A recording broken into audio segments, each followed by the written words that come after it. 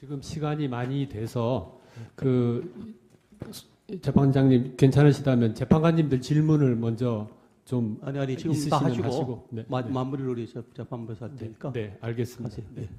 그럼 저희들 그 몇 사람이 같이 질문하는. 예. 증인? 네. 그 아까 그 피청구인 대리인께서 그 혹시 그 사무실에 있는 직원들이 데스크탑을 이용해서 정우성이 증인에게 보낸 이메일을 봤을 가능성도 있지 않느냐라고 물어보니까 증인이 뭐 그럴 가능성도 있다라고 이야기를 했는데 실제 그런 가능성이 있어요? 가능성이 있습니다. 아니 보통 이메일을 통해서 그 문서들을 공유를 하는데 그 이메일을 보려면 비밀번호나 아이디를 알아야 될 거 아닙니까? 그러면 다른 직원들한테 그 이메일이나 아이디를 알려준 거예요? 아니 비밀번호나 아이디를 알려준 거예요?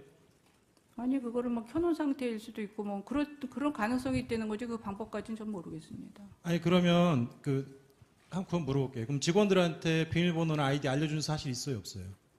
뭐 있는 것도 있고 없는 것도 있습니다. 아 있는 것도 있다고요? 정우성 비서관하고 그 메일은 없습니다. 그러면 증인이 이메일을 켜가지고 볼 수 있는 상태를 만들지 않는 한은 다른 사람들이 보지 못할 거 아닙니까? 그렇죠. 켜놓은 상태도 있었으니까요. 그러면 증인 그렇게 그 정우성 비서관으로부터 받았던 문서들을 다른 사람들이 쉽게 볼 수 있도록 항상 그러고 다녔어요? 아니요. 그런 거 본 적 있어요, 없어요? 그럼 다른 직원들이 그거를 보는 걸 본 적 있나요, 없나요? 그거는 모르겠습니다. 그럼 본 적 없다는 거죠?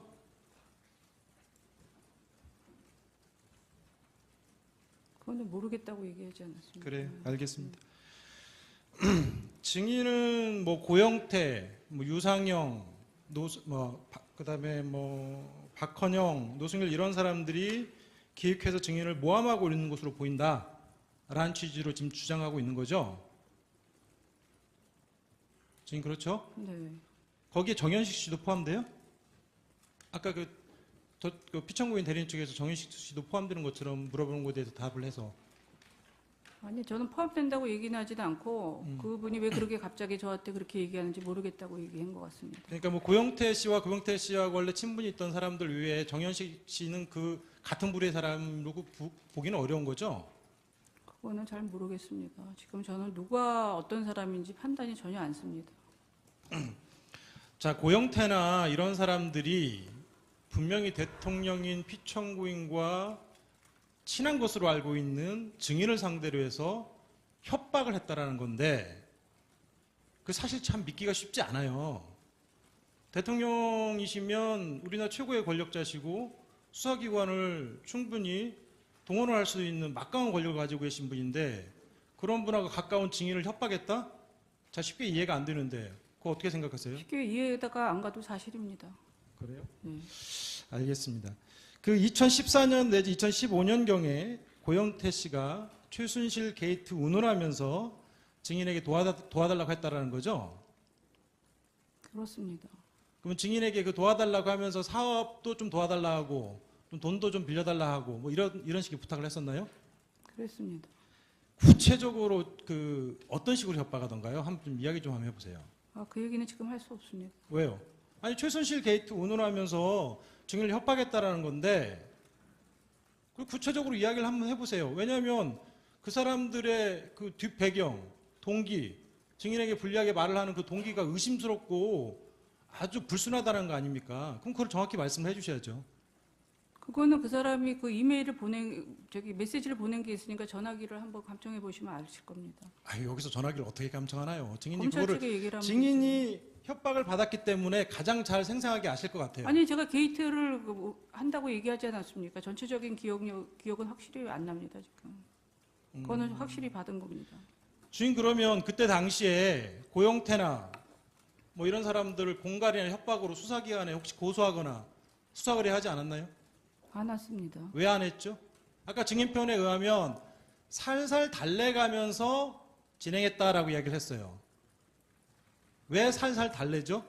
증인이 아무런 이유가 협박당할 아무런 이유가 없는데 왜 살살 달래가면서 일을 진행한 거예요? 그거는 그렇게 얘기하시면 안 될 것 같습니다. 아니 증인의 표현이 약간 아니 살살 달래. 게이트를 만들겠다고 그러고 이런 일에 대통령 일이 이렇게 뭐 옷 만드는 것까지 지금 문제가 되니까 그런 문제들을 갖고선 그런 걸 얘기를 하니까 그렇게 된 거죠. 증인 그때 2014년, 2015년도는 현재 일들이 언론에 나오기 전의 상황이에요. 아니 그거는 아니에요. 2015년도 그쪽은 이 언론 상황은 상관없이 그렇게 얘기를 했다니까. 아니, 그러니까 왜 증인이 살살 달랬냐고 저 물어보는 거예요. 아니 살살 달랠 이유가 없는 거잖아요. 만약에 증인이 소위 요즘에 논의되고 있는 언론에 나오고 있는 이 지금 헌법재판소에서 논의되고 있는 이 일들에 대해서 부끄러움이 없다라고 하면 증인이 달랠 이유가 없잖아요. 아니 부끄러움이 없습니다. 그런데 그거를 가지고 문제 삼고 싶지는 않았습니다. 구체적으로 어떤 것들이에요? 그러면 어떤 것들이 외부에 알려지면 좀 문제가 될 거라고 생각했어요. 아 그거는 말하고 싶지 않습니다. 증인이 그렇게 이야기를 하면 증인의 말을 믿기가 어렵잖아요. 지금 잘 설명해 주셔야 다 이해를 할 거 아닙니까?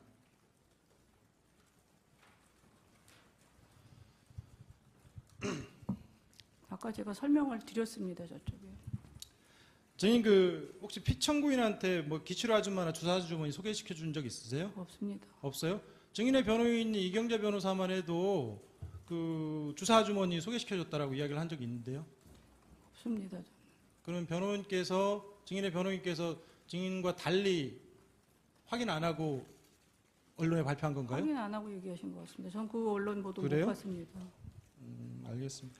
증인 정호성 비서관하고 그 문서를 공유했던 메일 그 비밀번호하고 아이디 언제부터 공유하기 시작했나요? 그 얘기는 이제 그만 증언하겠습니다. 좀 많이 했습니다.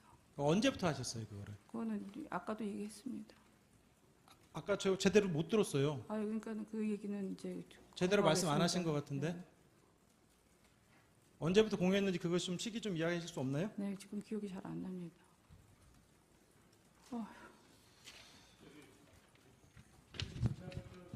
질문하신 거에 관련돼서 한 가지만 좀 물어보겠습니다. 증인, 네. 그 노승일 부장이 그 청문회 때 얘기를 한 게 있는데 그때 무슨 얘기를 했냐면은 노승일 자기가 그 증인의 컴퓨터에 들어가지고 파일을 하나 다운받은 게 있대요. 그리고 증인이 노승일의 컴퓨터를 잠깐 쓴 일이 있었는데 그때 증인이 노승일의 컴퓨터에다가 그 파일을 하나 넣어서 그것도 하나 다운받았다. 그래서 여기서 하나 두 개 파일을 받아서 갖고 있다. 이렇게 얘기한 적이 있거든요. 노승일이가 그렇게 증인의 컴퓨터에 가서 다운을 받은 일, 그리고 증인이 노승일의 컴퓨터에 들어가서 작업을 하면서 거기다 파일을 하나 남긴 일이 있었습니까?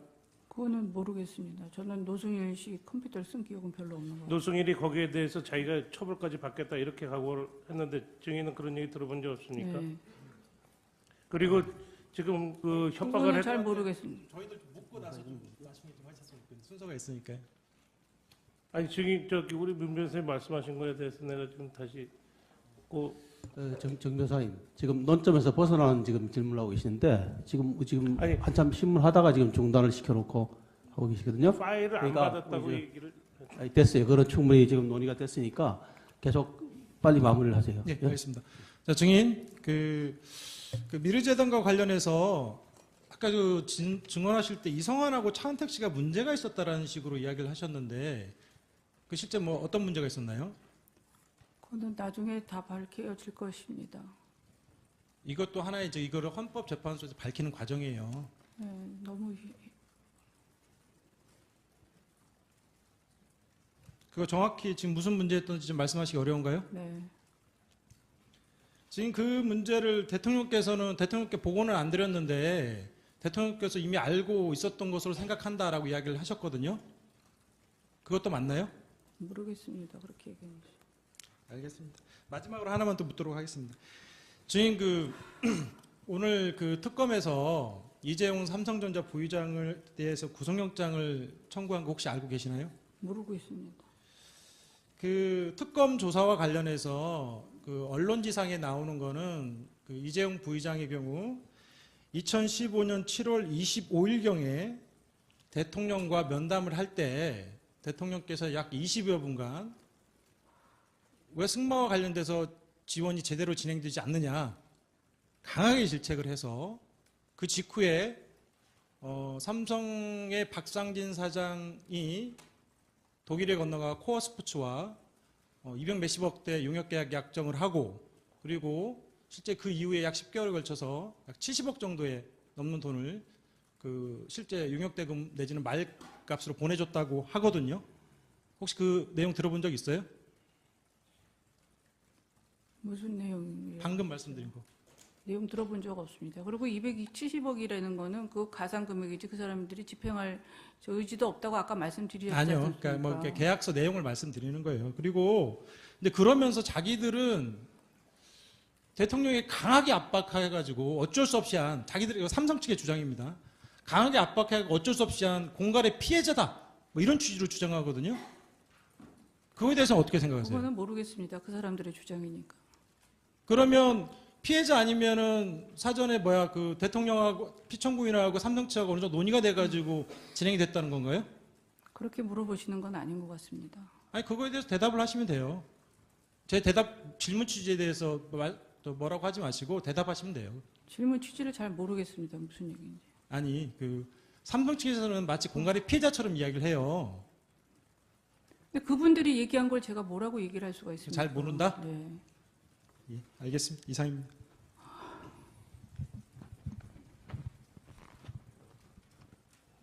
예, 최규진 변호사 한 세 가지만 질문하도록 하겠습니다. 증인 아까 자꾸 엮였다는 말씀을 많이 하시던데 제가 어디서 들어봤나 했더니 우리 대통령께서 연초 기자회견 하실 때도 그런 말씀을 쓰신 것 같아서 또 혹시 뭐 교감을 했나 잠깐 의심했는데 그거는 뭐 아닐 거라고 믿고 증인 검찰 수사 받을 때 폭행 뭐 협박 이런 뭐 입에 담을 수도 없는 말을 많이 들었다고 했는데 저희가 그 증인이 검찰 수사에서 진술했던 내용들, 오늘 증언했던 내용들 열심히 듣고 읽었는데 거의 다르지는 않거든요. 옆 앞에 계신 이 자리도 그렇게 무섭고 수치스럽고 그런가요? 그렇습니다. 뭐 대답 안 하셔도 상관없습니다. 예. 그다음에 의상실 신사동에 있는 의상실에 대해서 하나 여쭤보겠습니다. 그 신사동 의상실은 증인이 운영한 게 아니라고 그러셨나요? 더 이상 답변을 안 하겠습니다. 고영태 씨가 운영을 했다고 진술하셨나요? 그건 어느 의사실인지 잘 모르겠습니다. 뭐 진술 거부한다고 제가 받아들이고 하나만 더 자꾸 확인하지 마시죠. 예, 하나만 새로운 걸 물어보시죠. 예. 그 증인은 그 KD 코퍼레이션과 관련해서 KD 코퍼레이션 회사를 그 피청구인에게 소개할 때 이 회사가 뭐 괜찮은 회사다라고 생각했고 그 이유 중에 하나가 기아 자동차에도 납품하고 있는 걸로 알기 때문에 괜찮은 회사라고 생각을 하셨다고 하셨죠. 그건 아까 답변을 다 예, 예. 했습니다. 예, 그래서 제가 이제 질문을 저도 드리는데 증인이 너무 말씀하셨던 게 피청구인에게 대기업들이 자기들과 관련이 있는 회사만 납품을 하도록 하고 있고 기술력이 매우 좋은 기업이 기술력이 사장될 것 같아 안타까워서 소개했다고 하는데 기아 자동차가 대기업이 아닌가요? 아까 그건 대답을 다 한 걸로 알고 있습니다.